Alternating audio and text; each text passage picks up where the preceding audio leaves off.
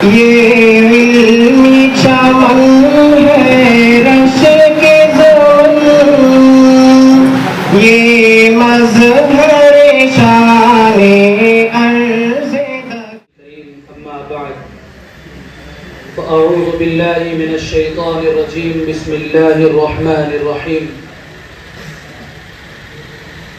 ان الذين يلحدون في آياتنا لا يخفون علينا أفمن يلقى في النار خير أم من يأتي آمنا يوم القيامة اعملوا ما شئتم إنه بما تعملون بصير صدق اللہ العظیم۔ اسٹیج پر جلوہ افروز علماء کرام، شہنشین پر تشریف فرما حضرات حکمین اور معزز سامعین بزم طیب، السلام علیکم ورحمۃ اللہ وبرکاتہ۔ یوں تو روز اول ہی سے حق و باطل کے درمیان کشمکش چلی آ رہی ہے۔ اسلام کے خاتمے کے لیے بے شمار تحریکیں اٹھی، بہت سے فتنے وجود میں آئے، لیکن ناکامی کے سوا کچھ ان کے ہاتھ نہیں آیا۔ اسی طرح کا ایک فتنہ الحاد، لادینیت اور خدا پر عدم یقین اس وقت انسانیت کے لیے ایک ناسور بن چکا ہے۔ یہ باور کرایا جا رہا ہے کہ زندگی ارتقائی عمل کے تحت مسلسل بہتر ہوتی جا رہی ہے، نیچر کو خدا کا تصور دیا جا رہا ہے، انسان کو بندر کی ترقی یافتہ شکل قرار دے کر زندگی کے مقصد سے بے بہرا کیا جا رہا ہے۔ اس نظریے کو پیش کرنے والا سب سے پہلا شخص لیونارڈو ڈاونسی تھا، پھر چارلس ڈارون نے اس کی باغ ڈور سنبھالی اور تخلیق کائنات کے عقیدے کو رد کر کے ایولیوشن کا نظریہ پیش کیا۔ خدا بیزاری کا یہ طوفان آہستہ آہستہ قوموں کے سرمایہ کو کھایا جا رہا ہے۔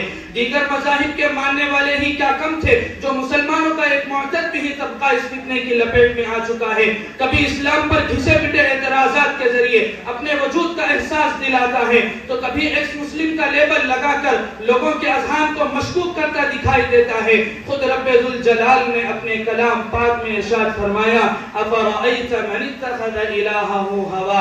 اسی بات کا اشارہ پیارے آقا صلی اللہ علیہ وسلم کے ایک فرمان میں بھی ملتا ہے، الا وان فی الجسد مضغۃ اذا صلحت صلح الجسد کلہ واذا فسدت فسد الجسد کلہ الا وہی القلب۔ دور جدید میں الحاد کا ایک سبب نظریاتی سائنس ہے۔ ایک سروے کے مطابق اس کے بڑے چند مذہبی لوگ غلط روپ ہیں۔ الحاد کا ایک بڑا سبب کثرت سے فلسفیانہ مباحث کا مطالعہ ہے۔ ایک سبب آزمائش بھی بتلایا جاتا ہے۔ جب کوئی انسان آزمائش میں مبتلا ہوتا ہے، دعائیں کرنے کے باوجود اس کی مصیبت نہیں ٹلتی تو وہ ملحد بن جاتا ہے۔ لیکن میرے دوستو، غور کیا جائے تو یہ سب عوارضات ہیں، اگر ان عوارضات کو دور کر دیا جائے تو الحاد بھی زائل ہو جائے گا۔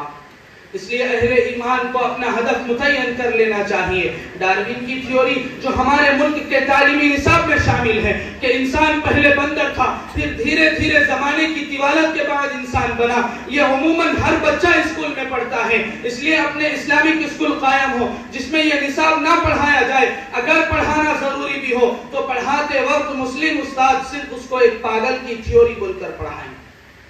عزیزان گرامی، اسلام پسند افراد اور تحریکین الحاد کی بنیاد پر قائم ہونے والے نظریات جیسے جمہوریت، سیکولرزم اور کیپٹلزم وغیرہ کی اسلامی بنیادوں پر قائم ایسے مربوط اور ترقی یافتہ متبادل پیش کریں جو دور جدید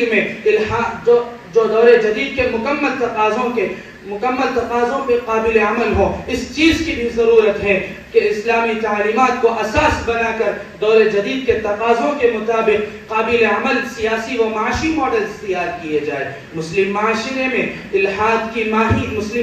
میں مسلمان اسکالرز کا یہ فریضہ ہے کہ وہ الحاد کی ماہیت اور اس کے موجبات پر روشنی ڈالیں، علمی دلائل کے ذریعے الحادی انکار کا ابطال کریں اور نوجوان نسل کی تعلیم و تربیت میں ایسی پالیسیاں اپنائیں جو الحادی انکار کے پھیلاؤ کا سد باب کر سکیں۔ ہزار خوف ہو لیکن زباں ہو دل کی رفیق، ہزار خوف ہو لیکن زباں ہو دل کی رفیق، یہی رہا ہے ازل سے قلندروں کا طریق، اگر ہو عشق تو ہے کفر بھی مسلمانی، اگر ہو عشق تو ہے کفر بھی مسلمانی، نہ ہو تو مرد مسلمہ بھی کافر و زندیق۔ اللہ تعالیٰ سے دعا ہے کہ اللہ تعالیٰ ہم سب کو فتنہ الحاد سے بچنے کی توفیق عطا فرمائے۔ آمین وآخر دعوانا الحمدللہ رب العالمین۔